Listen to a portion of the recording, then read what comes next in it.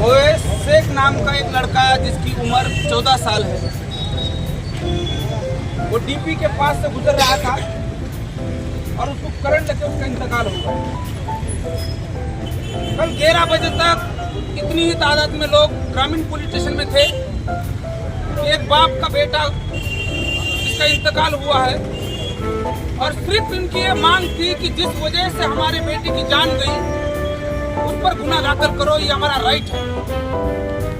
कल पुलिस ने हमको ये बोला, ये बच्चे का बाप है जिसका बेटा 14 साल की उम्र में इस दुनिया से चला गया। यहाँ कोई जज्बाती सियासत कोई नहीं कर रहा है।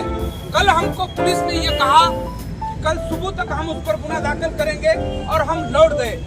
ना कोई नारा था, ना कोई अनबन थी, ना कोई नाराजगी थी। हमने पुलिस पर भरोसा करके पुलिस स्टेशन से वापस आए। 10 बजे यहाँ इकट्ठा हुए, तब भी हम ये मांग कर रहे थे कि आप गुनाह दाखिल कीजिए। उनका ये कहना है कि हम चौकसी करेंगे, लेकिन जितना कानून हम समझते, मैं भी 15 साल पत्रकारिता में था।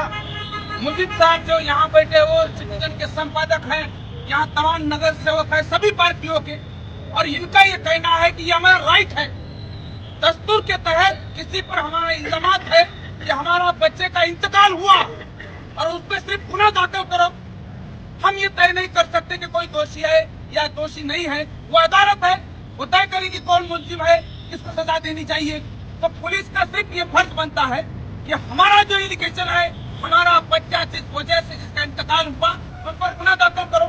तुम अपना काम करो, हम अपनी मांग रख रहे हैं। लेकिन पुलिस अगर ये कहती है कि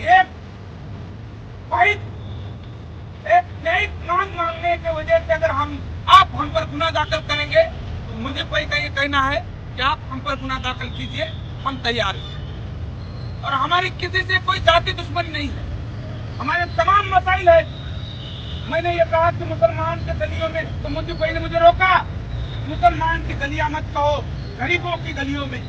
सिर्फ गरीब के गलियों की जो डीपी है वो खुलेआम नंगी है। अमीर जहाँ रहते हैं वहाँ की डीपी पूरी बंदोबस्त के साथ है।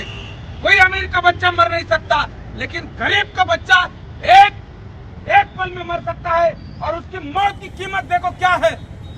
रास्ते पे आकर के हम बैठ गए और एक गुनाह दाखिल नहीं कर पा रही यहाँ की हुकूमत और ये पुलिस वाले लोग। और हमारी सिर्फ ये मांग है कि अदालत बैठी है,